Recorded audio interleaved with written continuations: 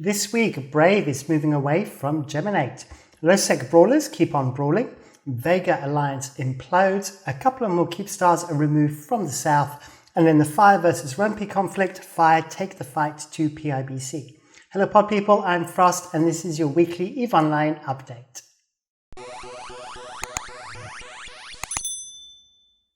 Welcome back. So it feels like ages when in fact it's only been a couple of weeks, but I'm feeling very rusty. So hopefully I'm not going to mess this up too much. But I do recall that we start the show by announcing the scope syndication winners of the previous episode. This previous episode being all the way back in the 14th of September.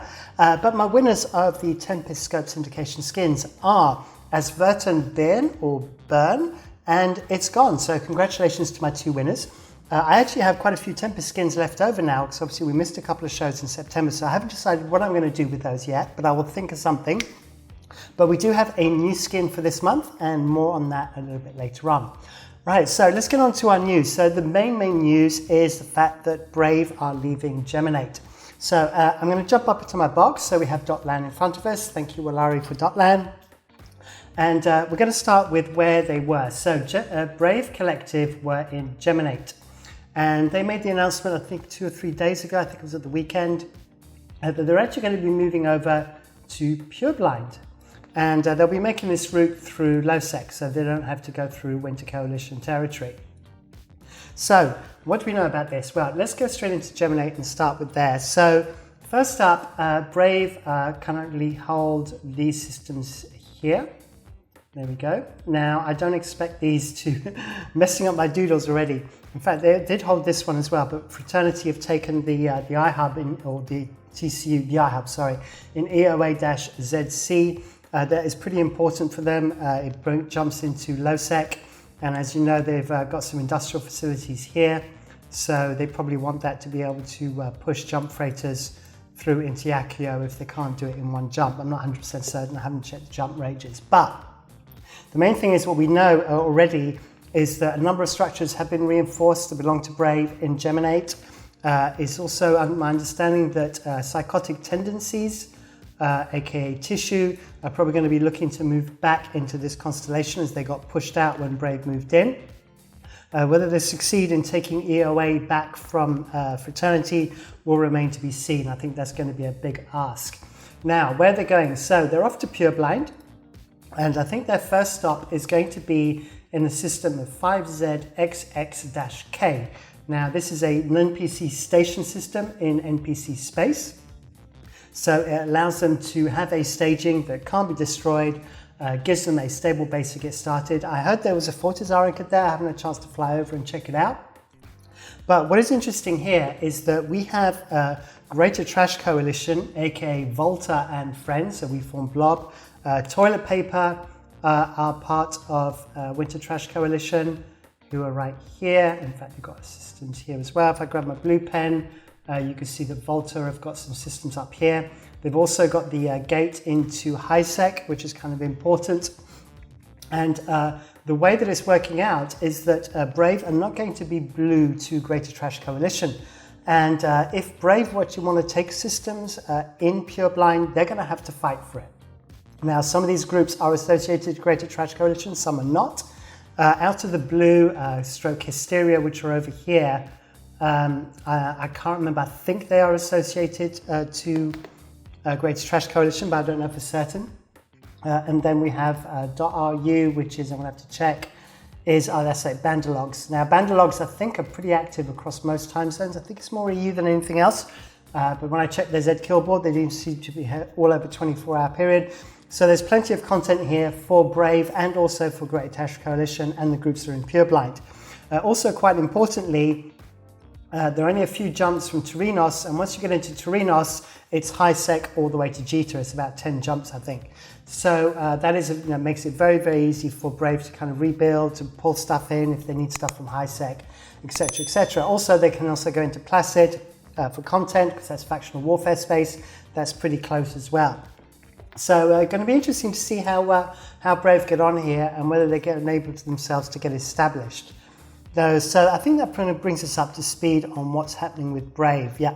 So obviously the one last thing I need to point out, I mentioned it very quickly at the beginning of this little talk, is that they're going to have to go through low sec. Now, these areas are renowned for kind of being home to people like V.e.G.A who like to drop. Hidden Leaf Village, Ninja Assassin Squad Esports, Snuffed Out are all very much present in these two regions. And Brave are going to have to move their capitals through stations. And they're going to be pretty careful about that, because if they don't put their signers in the right place, then you can bump. And I'm sure V.e.G.A Hidden Leaf Village and see, I've forgotten, I can't even do the words anymore. Hidden Leaf Village, Ninja Assassin Squad Esports, and Snuffed Out are going to be on the ball there, I think, if anything goes wrong with any move-ups. All right, so let's go on from there. So talking of those groups, I'm going to talk about a fight that happened in Hysera. So Hysera is in the Citadel, and it was a pretty big fight. It involved Dreads, it involved Supers, there was even a Leviathan from Really Strong Alliance which showed up. So 180 billion lost to one side, 150 to the other side being primarily Snuffed Out. As I understand, everyone's been a little bit cagey about this. I kind of put out some feelers to what was going on. No one really wanted to tell me what was going on. But my understanding is that Really Strong Alliance, in concert with Crunchwalk Coalition, which is essentially Dock Workers and Of Sound Mind, and Hidden Leaf Village and Ninja Assassin Squad Esports, all got together to bait a trap for Snuffed Out. And basically Snuffed Out did respond to it. A big fight ensued. And I understand as well that I think it was Deepwater Hooligans were trying to, did I say Deepwater Hooligans or Dock Workers earlier? So Crunchwalk Coalition, just to confirm, is Deepwater Hooligans and Of Sound Mind. So Deepwater Hooligans tried to clear off the heavy interdictors off these supers. They managed to get most of them, but not all. Snuffed Out were therefore able to grab a couple of them. And as a consequence of that, that kind of very much tilted things in the favor of Snuffed Out in terms of these losses. But that's all I really know about that. So, but still just to point out that the big capital fights that are happening at the moment are very much mostly in low sec. And between these groups primarily, occasionally we see Fraternity getting involved in some low sec fights as well, as we did see a few weeks ago. Right, so then I need to talk about Syndicate. So if we go back, so Syndicate's over here. Now the people I want to talk about in Syndicate is a group that's been around for a while called Vega. So Vega, as you can see, have had a massive drop in their membership. Now, I inquired into what was going on here, and essentially what appears to have happened is that there was some conflict in high command. The CEO had been absent for a while, and the CEO came back and decided to address this by booting most of the corps out in one go. And as you can see, the clock here is exactly the same time for all of these kickouts. So the vast majority of Vega Alliance corporations were kicked out. There are a couple left. In fact, one has just returned. I think Cockroaches of the Syndicate wasn't there before when I checked it just earlier. But Consul der Drei and German Project were the only two that were left. Now, as regards to the remaining groups, they've gone to another alliance, which is mostly based in Outer Ring. And I can't remember the name of it. I think it's United Mining and something. United Mining and something, I've forgotten. But if it comes, what I'll do is I'll write it right here somewhere so you can see. But anyway, so that's kind of what's happened there. And I think there's been some bad blood, so I don't think Vega will be reincorporated and these issues will not be fixed. And so therefore the groups will be split. And those corps as well will probably be dismantling those corps and actually joining United Mining Corps. Or if United Mining is a corp itself, I can't remember. Like I told you, I'm a little bit rusty on this, but I am doing my best, trust me. All right, let's go into something random now. There we go, something nice and easy for me. There was this bestower that died. It was actually quite a while ago. It was actually just before I went away. It was actually as I went away on the 21st of September. But I wanted to bring it up because the person that this is Taclarina, who actually got the kill on this, really wanted me to mention it on the show. And it is worth mentioning because it is a good story. This bestower, which is a hauler, died on the Sobaseki gate in Jita. It looks like he was jumping in 21 kilometers from the gate. It's a constellation gate. So he could have been jumping in, but he had loads and loads, or she had loads and loads of skins. And these skins were not just your everyday skins. There were a lot of, for example, there was 2 Erebus police skins, a lot of police skins. There were some Heart Surge skins. The Heart Surge skins go for about 1.4 billion ISK. The Erebus police skin goes for about 1 billion ISK. There was even some Paladin Zakura Shumyu skins. And each one, there's 2 of those, and each one of those is worth 3.5 billion ISK each. There we go, they're right there. But unfortunately on the kill board, it only shows them as 0.01 ISK. But we actually have got a screenshot. Oh, there we go, United Mining and Hauling Inc. I actually had the bookmark up. Oh. All right, so go back to the bestower. There we go, so the skins. As you can see, we have Heart Surge skins, which are worth a lot of money. The Zakura skins, which are also worth a lot of money, and then all the federal police skins, which are worth a fair bit. So I would take it as, these are the ones that dropped, by the way. So, and they were picked up by the player, and we're talking absolutely billions upon billions of ISK here. I would say probably 20 to 30 billion ISK at a guess. So yeah, that was pretty unfortunate. So I'm not quite sure, maybe the person redeemed their skins somewhere other than Jita and decided to bring them all in and bought the skins with Plex, because a lot of these you could only buy with Plex, and ended up kind of getting into a bit of a pickle with that. So there you go. Now what we're going to do is we're going to jump over to catch. So let's do catch and then we'll do the giveaway. All right, so with catch, just a couple of things to mention.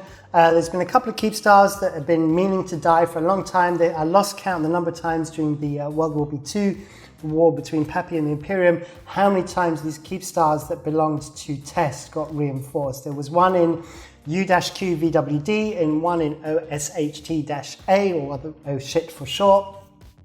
And these were both taken out in whilst I was away. So in fact, if I just bring up my structures and go to Keepstars, there you go. So one died on September 21st and the other one died on September 29th. I can't remember if these were actually contested over. I think the armor timers, some people showed up for that. But in the end, they were kind of just taken out as was to be expected. So that's that. Oh, hang on, I'm just pressing all my buttons now. So that's that. Okay, so let's go on to the giveaway. Okay, so I have a new skin for this month. It is the V.e.G.A. So I expect this one to be extremely popular. The V.e.G.A is a very popular ship. Everyone loves it. The way it spools up and does ridiculous amounts of damage.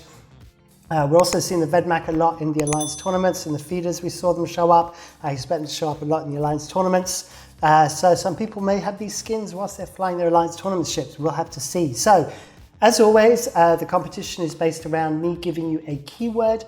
You have to use that keyword in a comment below. In a sentence, so you have to make up a sentence with the word. And considering Brave are on the move, I thought we would use the word dunk. So you can use it either in the sense of Dunk Dinkle, who is the leader of Brave. You can use it in the sense of dunked, so you can use with an ED on the end, that's absolutely fine. As in, you've been dunked, or you are dunked, which is one of the corps or alliances I mentioned earlier. Or you can just dunk it in your cup of tea. Make up your mind, use it, make it interesting, and I'll be checking out the comments and I'll be declaring the winners after the cutoff date of 1800 UTC on Friday, the 8th of October. Right, there we go. So that's that done. And now what we're going to talk about is FI.RE versus RERMPI. So RERMPI being made up of Wrecking Crew, PIBC and Red Menace Coalition, who are fighting Fire Coalition. And there's just too many alliances to mention in Fire Coalition. Fire Coalition have really been growing their numbers recently, acquiring new alliances into the coalition. So essentially, I don't have many battle reports on this. Quite a few battles happened, but because I was away, I didn't get the battle reports. But I can give you an indication of kind of what's going on with this fight. So the main thing that we've seen from the point of view of Fire Coalition is Fire Coalition have stated that they're seeing less activity from Wrecking Crew themselves. Now, Wrecking Crew have been willing to defend in their time zone because they're very, very strong in the US time zone. And I believe their Fortizar was attacked in T2-V8F just before I went away, or about the time I went away. and a big fight, about 350 billion ISK was involved in that fight.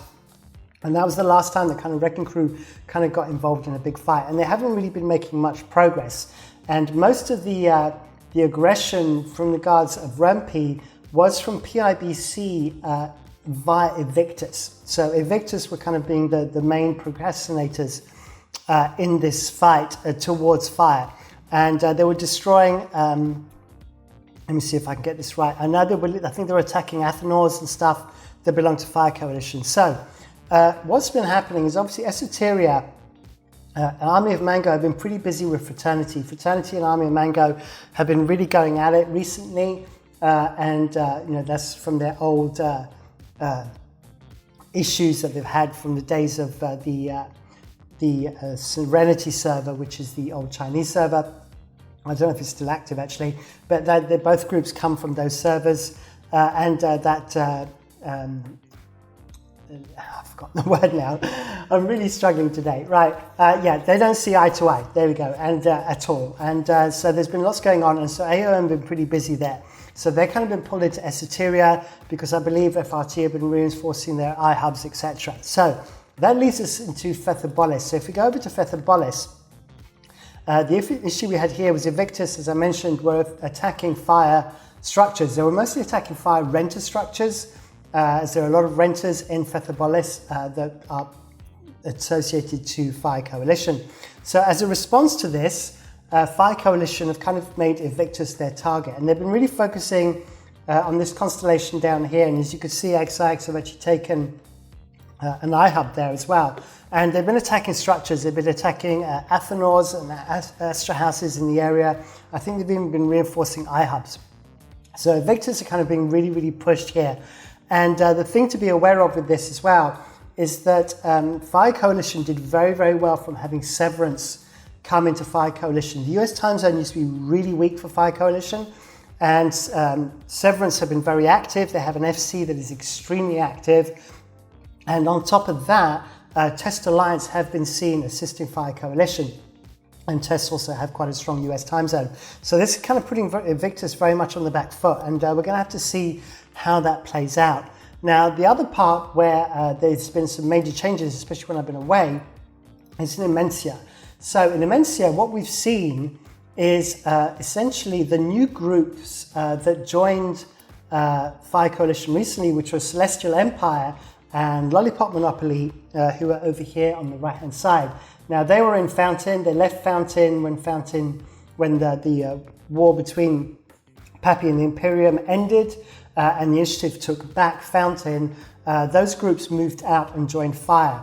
And so they're now looking like they're getting established. Also, already replaced are getting established in Immensia as well. And then the last group to take iHubs in Immensia and take territory in Immensia is Black Rose. Now, Black Rose is kind of the new player group of Fire Coalition, same as, so like you've got Karma Fleet for Imperium, or you've got Horde for PanFam. Black Rose is the equivalent for Fire Coalition.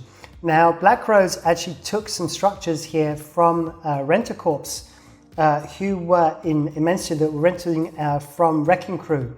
And they actually purchased them from them. But as a consequence of that, those were structures were in US time zone. And because of that, the timers, vulnerability timers, were in US time zone. And Wrecking Crew did come and hit these.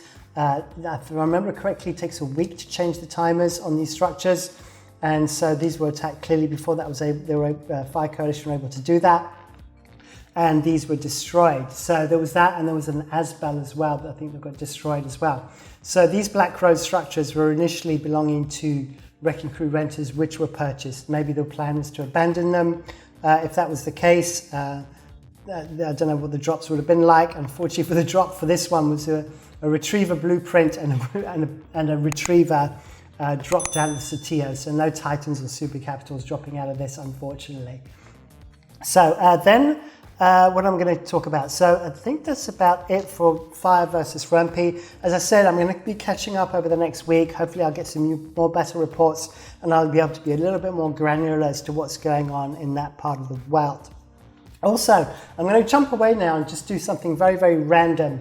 I don't know if you see, I've been wearing these lovely earrings. I actually purchased these from Dame du Nord, who is in Red Menace Coalition. She is one of the co-CEOs of Sorry in Advance. And I got chatting to her in her DMs, and I had turned out she did this handmade jewelry. And I bought these earrings from her, and I said I'd mention to her screen. So white screen coming up, so be aware. But there we go. I'm going to mention her website. I'm going to link it in the description below. So if you or your partner, you're looking for some gifts for your partner for Christmas, don't forget she has to make these by hand. So if you're thinking of a present for the holidays, I will link it in the description below and you can get some lovely jewelry. There we go, quick little sidebar there with regards to Dame du Nord. Okay, so I think I'm going to finish off now with just some random stuff. So I had a look at the Rorqual kills. Basically from the whaling point of view, there were 32 Rorqual kills in the last week and 4 ratting supers. So things are kind of seem pretty steady there. And we're not seeing kind of much increase in that. That kind of seems to have plateaued at kind of 30 Rorquals a week. But then it is very quiet and even at the moment. Obviously we've got New World from Amazon, which came out, and that's taking a lot of players away at the moment. A lot of players are playing that. I was actually playing Starship Troopers Terran Command. There's a demo out on Steam right now. So if you want to fight the bugs and want to try out the demo, it's actually pretty good. So I recommend that. Then I looked at the structures and looked at Feythabolis kills, and I actually noticed that the vast majority of the Feythabolis kills in the last week were actually in wormholes. And I did put out a feeler to the wormhole people last episode. So do please get in touch with me when your Feythabolis die. If there's a fight involved and there's some story behind it, I would love to hear about it so I can talk about it on the show and bring everybody up to speed on all the various groups that are tucked away in those wormholes. Now, talking of crabbing, we're now going to mention very quickly Summon the Swarm. So Summon the Swarm, where is it in my tabs? Here it is. So this is currently on the test server. It is a PvE thing. I don't really cover the PvE stuff in detail, but I'm covering it from the PvP perspective. So this is aimed at capitals. What is interesting is they've got a Thanatos up here, when in fact, so far from what we've seen on Sissy, I tried it myself, high angle dreads actually work much better. Fighters get chewed up by the NPCs, and so horde dreads are definitely the way to go in terms of doing these sites.